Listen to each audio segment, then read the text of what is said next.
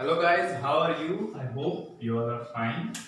सो मैंने पिछले वीडियो में प्रूफ किया था कि law of conservation of energy. In this video we are gonna talking about work energy theorem. Okay friends, ये वर्क एनर्जी थ्योरम लगता है काफी इजी टॉपिक है, but it is a very interesting topic, believe me, very interesting topic. और ये कई सारे questions को सॉल्व करने में हमें बहुत यूजफुल होता है। इस थ्योरम का बहुत यूज होता है। So we will see exactly what work and energy theorem is. Okay, so let's find out. Okay, so सबसे पहले इस थ्योरम के बारे में डिटेल में जानने के लिए एक सिचुएशन लेट अस सी। सपोज ये एक बॉक्स है, and this is the surface of earth. Surface, any surface you can see. और एक चीज याद रखिए, ये जो सरफेस है ये फ्रिक्शनलेस है। ओके, मीन्स इस सरफेस पे फ्रिक्शन नहीं है। सो अगर यहाँ पे कोई भी खड़ा होके इस बॉक्स को फोर्स करके पुश कर दे तो फ्रिक्शन नहीं है, तो ये बॉक्स चलते जाएगा। आफ्टर 1000 years, आफ्टर 100 years ये रुकेगा नहीं, चलते जाएगा। सो बॉक्स को रोकना है। सो टू स्टॉप दिस, एक पर्सन है, you can give it any name. This person applies a force. Okay, so suppose ये पर्सन ने इसको फोर्स किया, अब ये चल रहा है, तो यहाँ पे ये फोर्स लगाने वाला है अपोजिट फोर्स ऑफ दिस। सो यहाँ से लगाने के पहले ये बॉक्स यहाँ तक आया।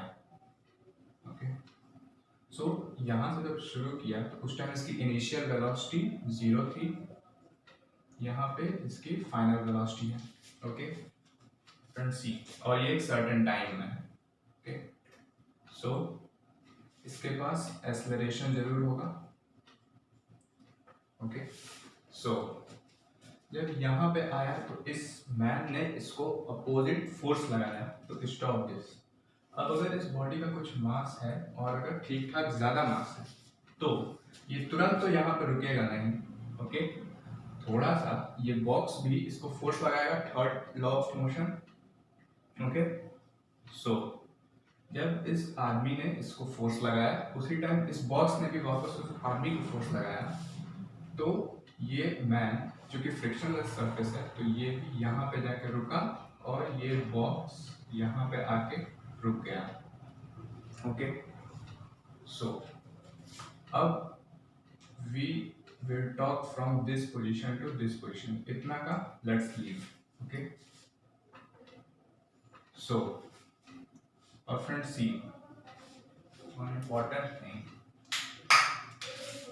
अभी जान लीजिए, force equal to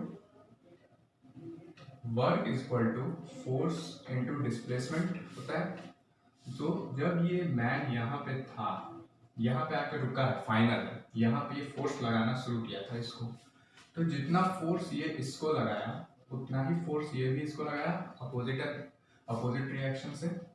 so force same है, और ये मैन यहाँ पे आके रुका, ये बॉक्स यहाँ से यहाँ पे आके रुका, सो दोनों का डिस्प्लेसमेंट भी सेम है। So we can conclude that work done by man equal to work done by the body. Okay, so yes, तो अब इस पोजीशन के बारे में हम लोग को बात करना है। तो यहाँ के लिए लेट अस से इसकी वेलोसिटी थी v, body travelling with velocity v।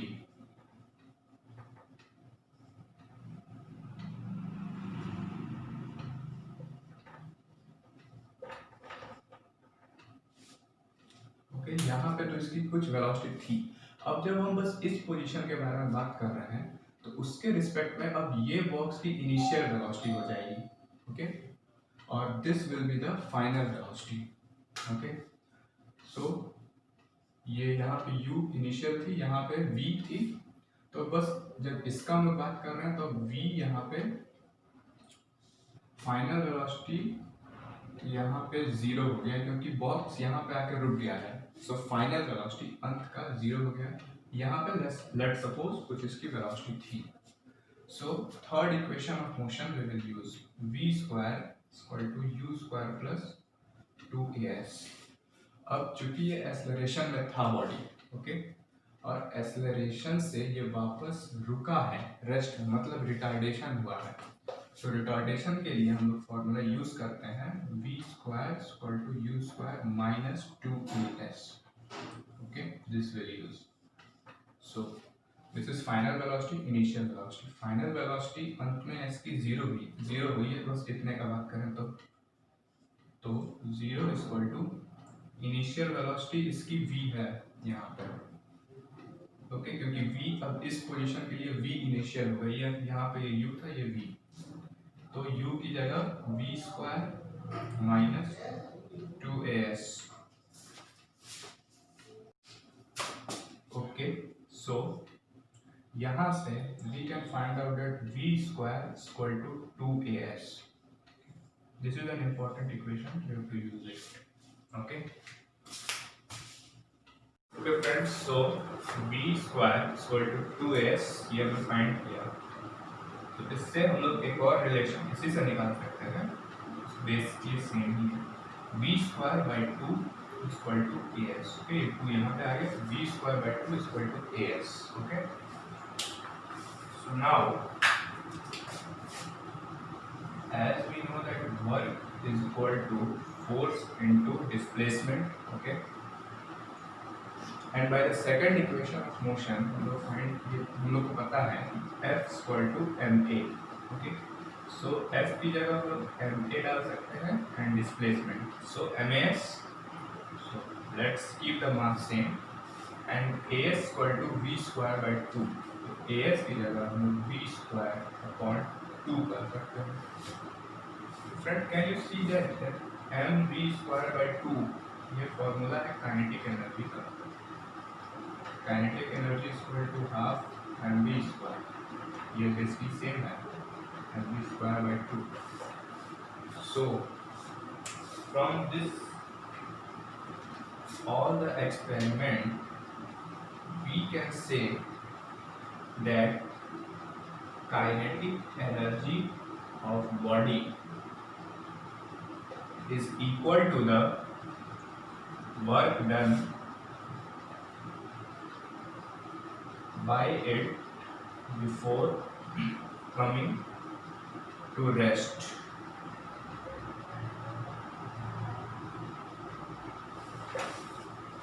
Okay, so जो भी यहाँ से यहाँ तक, यहाँ पे किसी वेलोसिटी पे था और यहाँ पर रेस्ट, तो यहाँ से यहाँ तक आने में जितना वर्क किया वही उसकी kinetic energy. This is the work energy theorem.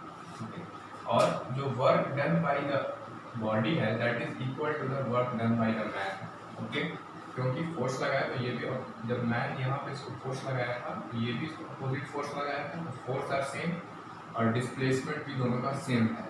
Okay, so we can also conclude or define it in a way that kinetic energy of the body is equal to the work done by the man to make the box in rest। okay, जितना work इस आदमी ने किया इस box को यहाँ से यहाँ रेस्ट में लाने के लिए, वही इस बॉक्स की काइनेटिक एनर्जी है। ओके, एक और थिंग फ्रेंड्स, अगर जब बॉक्स यहाँ पे था तब भी इसकी कुछ काइनेटिक एनर्जी रही होगी क्योंकि उस टाइम भी ये मोशन में था, और इस दौरान फ्रॉम देयर टू रेस्ट में आने से पहले यहाँ तक ये काइनेटिक एनर्जी थी इसके पास। तो लेट अस से अगर इसकी इनिशियल वेलोसिटी u है, ओके, इनिशियल वेलोसिटी, और final velocity equal to v, so change in kinetic energy equal to हो जाएगी half mv square minus half mv square. Okay, final kinetic energy minus initial kinetic energy, तो change in kinetic energy difference आ जाएगा। Okay, so now 1/2 m common और v square minus u square. Okay, so equation है हम लोग के पास v square equal to u square plus 2as। तो यहाँ से v square minus u square equal to 2as आ गया। तो इसकी जगह पे हम लोग लिख सकते हैं हाफ m 2as, 2 कैंसिल आ गयाmas, ma equal to force, as force equal to ma होता है Newton second law of motion से, force equal to f, ma equal to force और s। So fs equal to work done. So इस पूरे से हमें पता चलता है कि जितना इस बॉडी ने वर्क किया इस मैन के, जितना इस बॉडी ने वर्क किया इस मैन के अपोजिट फोर्स के, मतलब जो मैन अपोजिट फोर्स लगाया उसके अगेंस्ट इस बॉडी ने जो वर्क किया वो इसकी चेंज इन काइनेटिक एनर्जी है। ओके, तो बॉडी ने जब वर्क किया तो वो मैन के वर्क के बराबर ही है, मैंने पहले बताया। तो we can conclude that work done by the man to take the body from here to rest, यहाँ से यहाँ तक बॉडी, मैन ये फोर्स लगा रहा है लेकिन इस बॉक्स ने भी फोर्स लगाया तो मैन ऐसे थोड़ा पीछे आ गया, यहाँ से यहाँ पे तो पीछे की तरफ आ गया। तो डिस्प्लेसमेंट हुआ, तो जितना मैन फोर्स लगाया और एस फोर्स भी लगाया और इस मैन का भी डिस्प्लेसमेंट हुआ, तो वर्क डन किया मैन। तो जो जितना वर्क इस आदमी ने किया उतना ही वर्क इसने भी किया, दोनों का वर्क सेम है।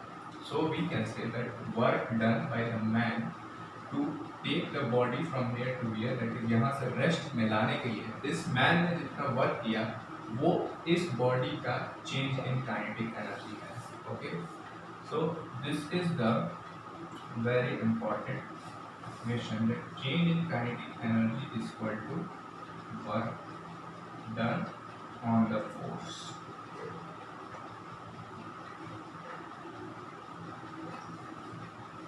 बहुत सारे न्यूमेरिकल्स में रहेगा, आप लोग के पास इनिशियल वेलोसिटी दिया रहेगा, मास दिया रहेगा और टाइम का जरूरत नहीं, बस मास और इनिशियल वेलोसिटी और फाइनल वेलोसिटी दिया होगा and you have to find the kinetic energy. So by this we can find its kinetic energy.